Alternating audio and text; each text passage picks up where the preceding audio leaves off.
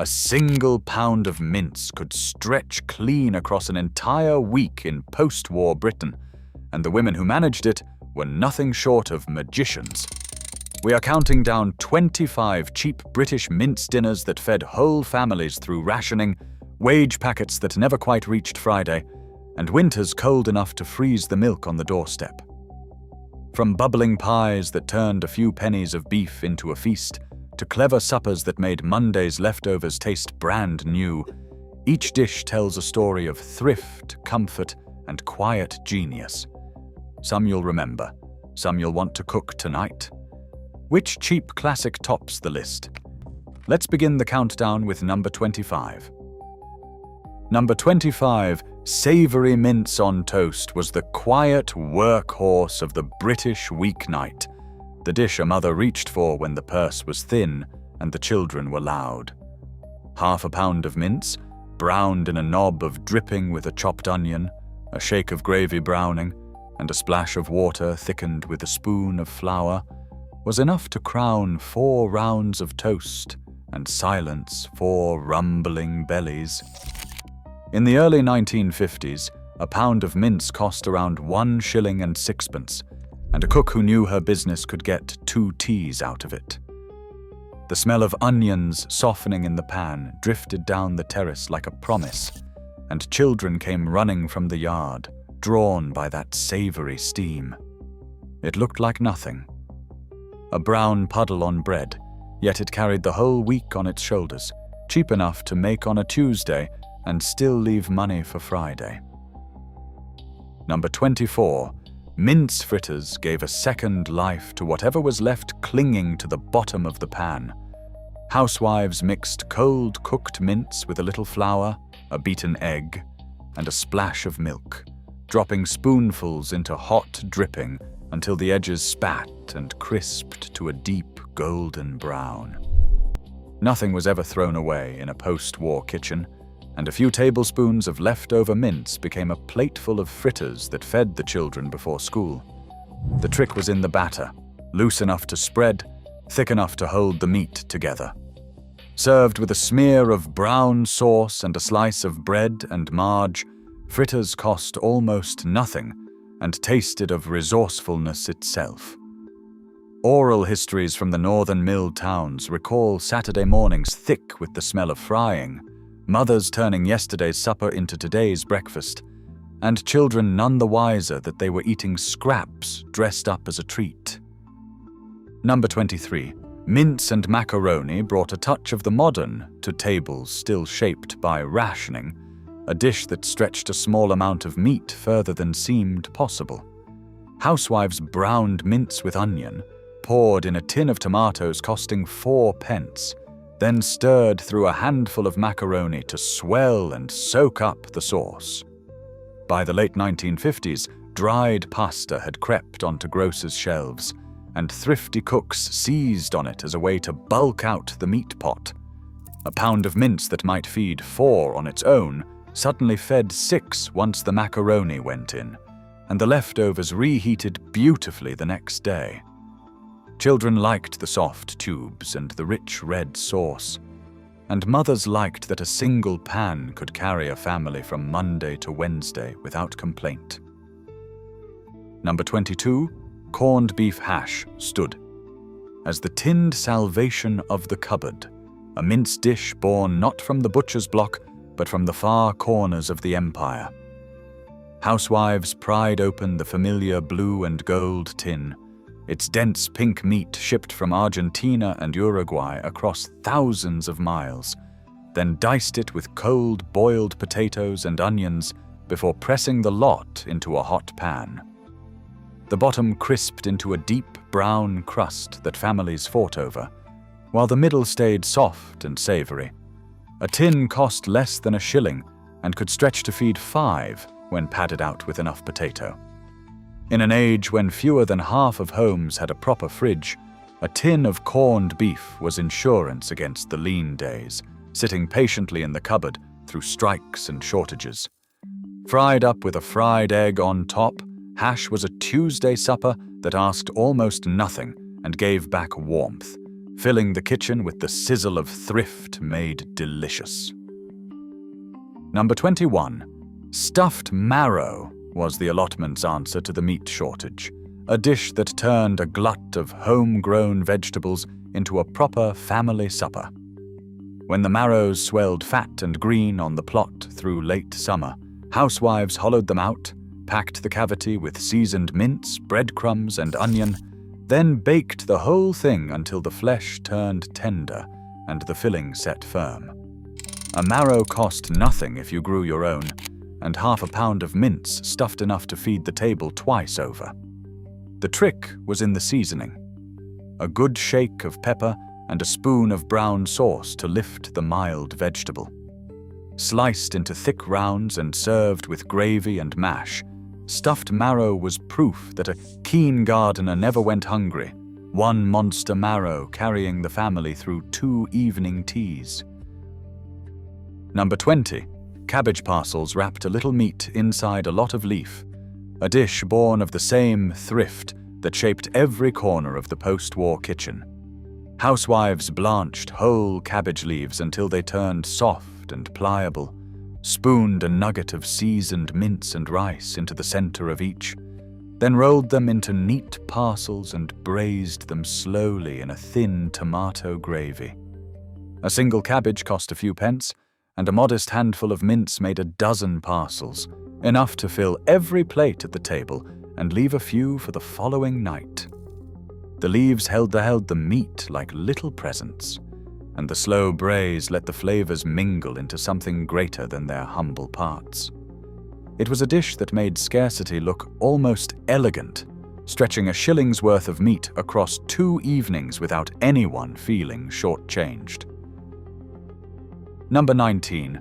Curried mince carried a whisper of the empire into the British kitchen, a dish that turned cheap meat exotic with nothing more than a spoon of curry powder.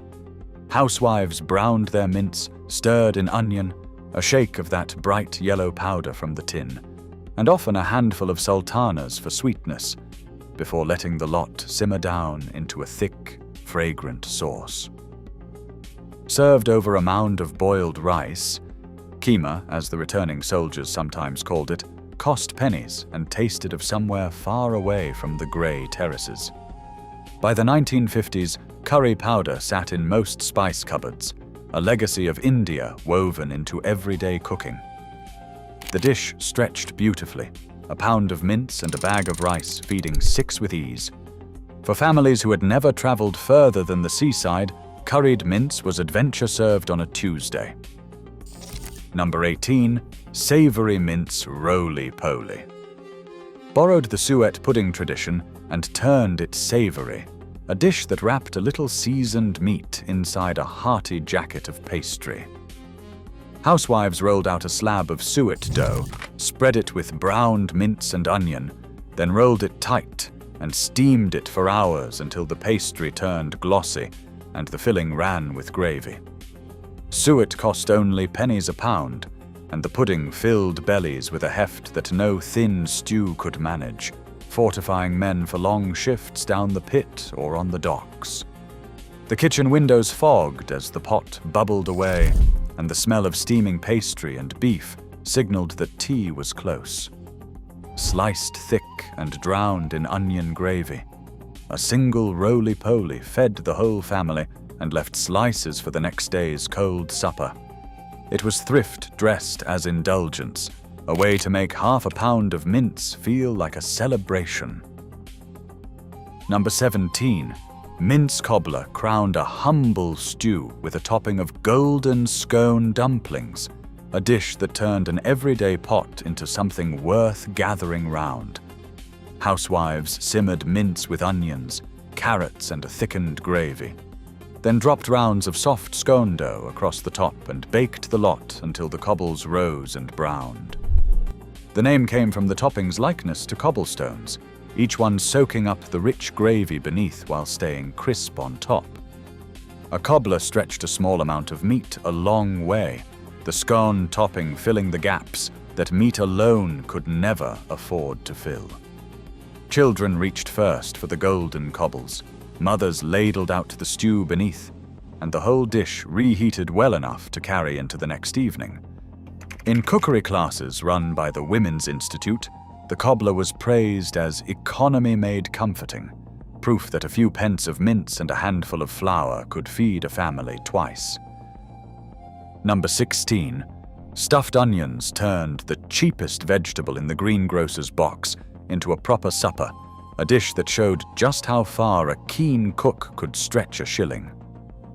Housewives hollowed out large onions, blanched them soft, then packed the centers with seasoned mince and breadcrumbs before baking them slowly in a shallow tin of gravy. The onion sweetened as it cooked, wrapping the savory filling in layer after tender layer, and the whole dish cost barely more than the meat inside it. A bag of onions was among the cheapest things a family could buy, and stuffing them made a modest handful of mince serve the entire table. The smell of baking onions filled the terrace, sweet and savory at once. Served with mash and the gravy from the tin, stuffed onions were the kind of quiet, clever cooking that defined the post-war table, wasting nothing and stretching everything. Number 15. Homemade beef burgers were a British tea-time staple long before the Golden Arches ever crossed the Atlantic, a dish that turned plain mince into something children begged for. Housewives mixed mince with a little grated onion, a beaten egg to bind, and a handful of breadcrumbs to stretch the meat, then shaped the lot into patties and fried them in dripping until the edges caught and crisped. A pound of mince made enough burgers for the whole family, with the breadcrumbs doing the quiet work of making the meat go further. Slapped between two halves of a bread roll with a smear of brown sauce, or served with mash and peas, the beef burger was a cheap treat that felt like a reward at the end of a hard week.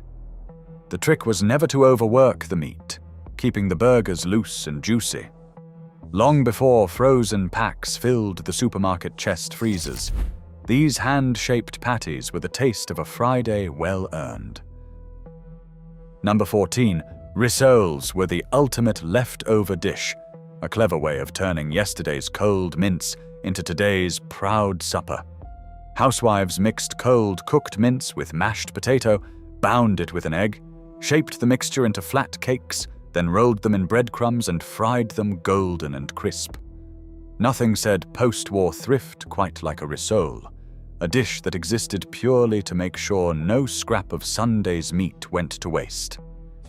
A family that had eaten mince on Monday found it reborn on Tuesday as something that tasted almost new. Served with baked beans or a spoon of piccalilli, rissoles were the reward for a cook who planned ahead.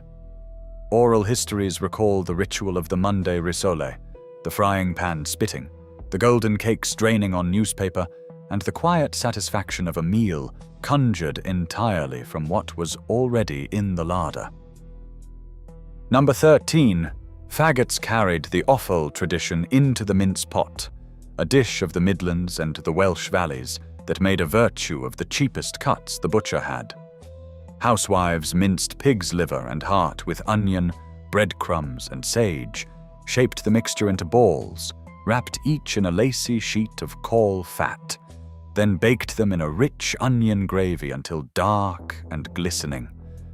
A plate of faggots cost a fraction of a proper meat, and the strong, savory flavor anchored a supper that filled every seat at the table. Served with mushy peas and a mound of mash, faggots were the pride of the Black Country, sold hot from shop windows, steamed thick with condensation.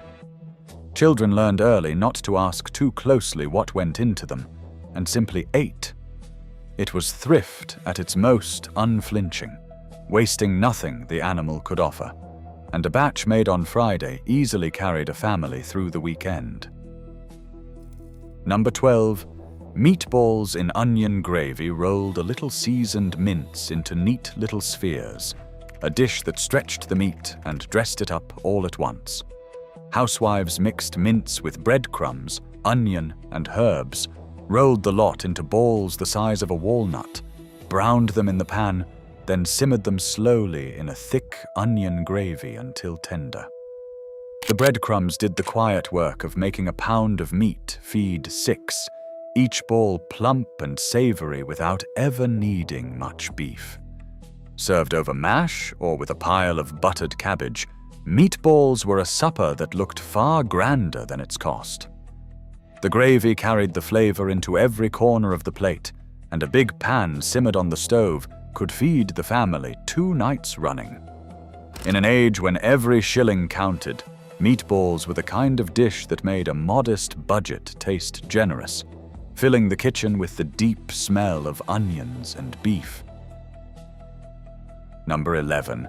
Mince broth stretched the smallest amount of meat into the largest number of meals, a dish that turned a few ounces of mince into a pot that fed the family for days. Housewives browned their mince, then tipped in a handful of pearl barley, chopped carrots, onions, and swede, covered the lot with water, and let it simmer for hours until thick enough to stand a spoon in. Barley cost mere pennies a pound and swelled to fill the belly, doing the work that expensive meat never could. The pot was rarely emptied, simply topped up and set back on the stove, growing richer with each passing day. In the mining and mill towns, a pot of mince broth was the backbone of the week, dense, warming, and endlessly forgiving. Children dipped hunks of bread, fathers came in cold from the shift, and mothers stretched a single browning of mince across 4 or 5 bowls without anyone ever going without. Number 10.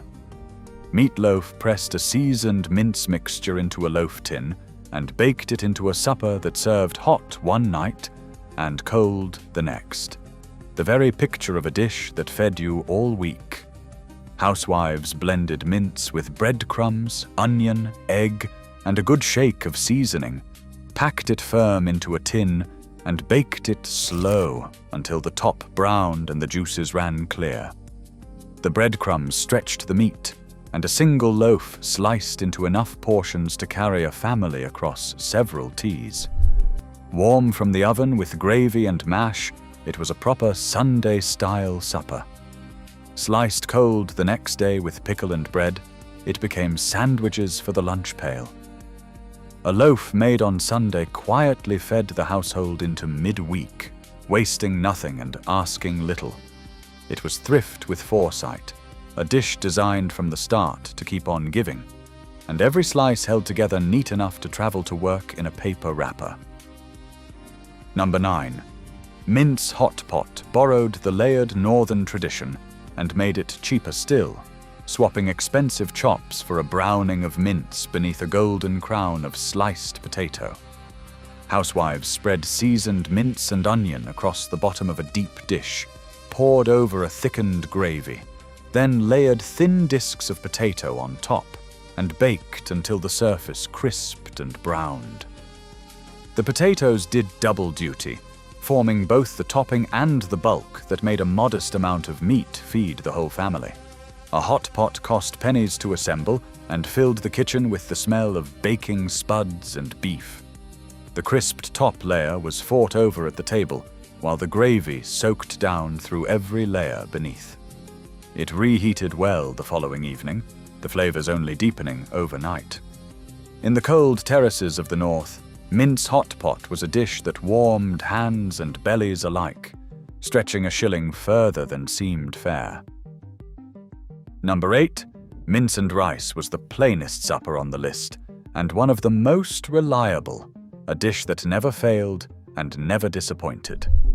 Housewives browned mince with onion, added a splash of gravy or a tin of tomatoes, then served it over a mound of boiled rice that swelled to fill the plate.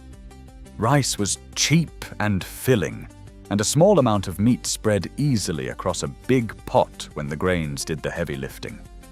There was nothing fancy about it, just meat and rice and a bit of seasoning, yet it fed a family well and cost almost nothing.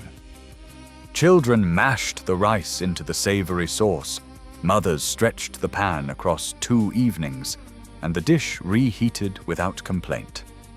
In an era when the weekly budget was measured in shillings, mince and rice was the dependable answer to how to feed everyone until payday. Number 7. Mince and dumplings dropped fluffy suet balls into a rich mince stew, a dish that turned a modest pot into a feast heavy enough to silence the hungriest table. Housewives simmered mince with onions, carrots, and a thickened gravy, then dropped in rounds of suet dumplings that swelled and soaked up the savory broth as they cooked. The dumplings were the clever part, mostly flour and suet costing mere pennies, yet filling enough to make a little meat feel like plenty. The pot lid rattled gently as they steamed, a sound that meant tea was close and no one would leave the table hungry. Fathers came in from the cold to bowls dense with dumplings and gravy, and the leftovers carried into the next day just as well.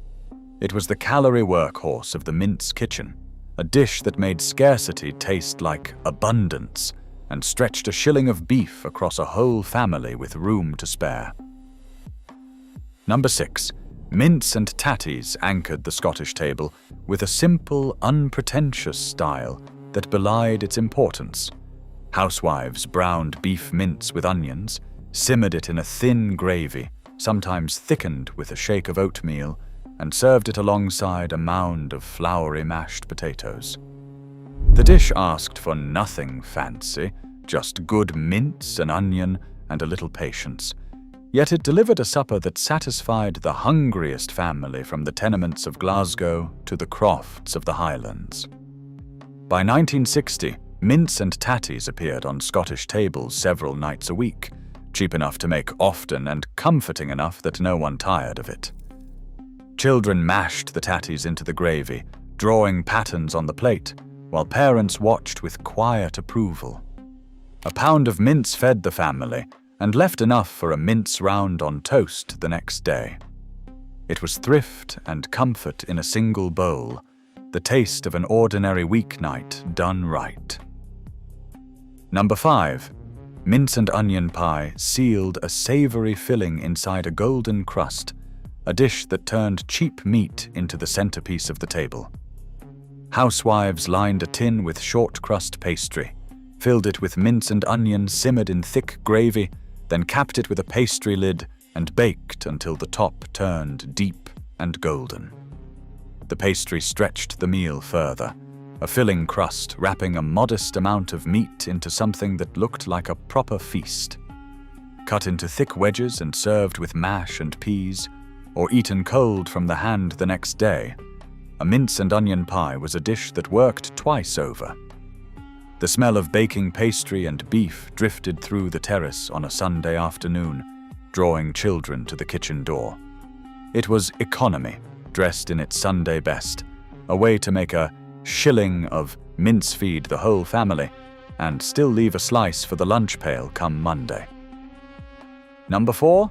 Spaghetti bolognese arrived from Italy and settled into the British kitchen as if it had always belonged, a dish that gave cheap mince a whole new life. Housewives browned their mince with onion, poured in a tin of tomatoes, added a shake of herbs, and let the sauce simmer down thick and rich before spooning it over a nest of boiled spaghetti.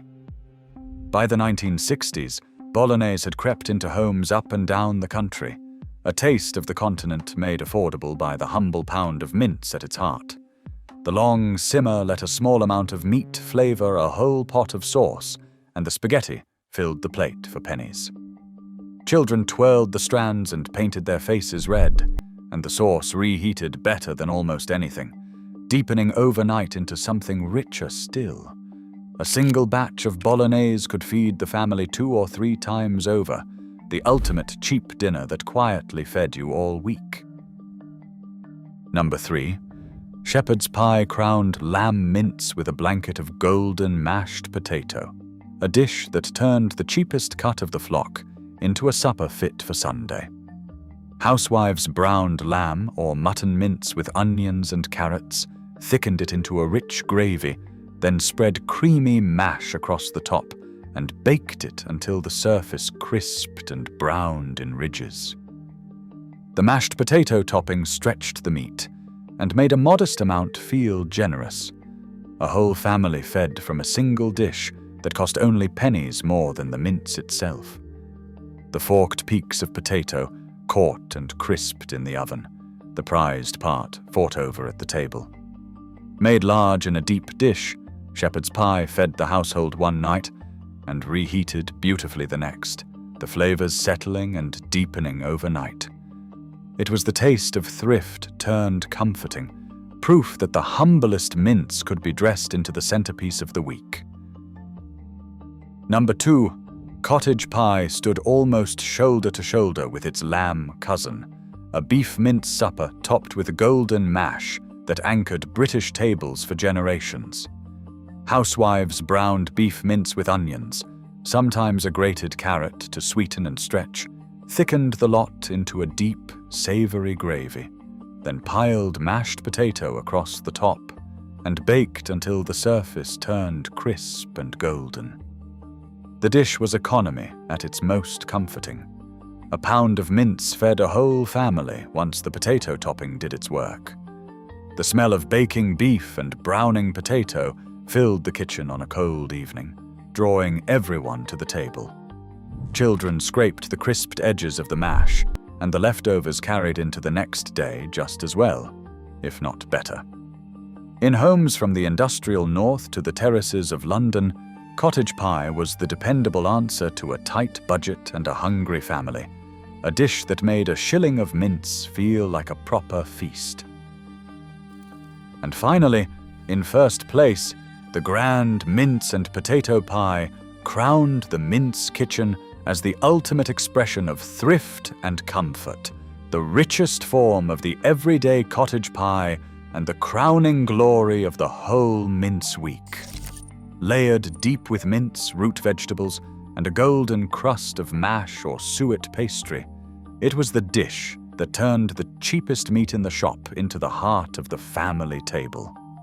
Housewives browned their mince with onion and carrot, simmered it long and slow in a thick, glossy gravy until the flavor deepened, then buried it beneath a generous topping and baked it until the whole kitchen filled with the smell of Sunday.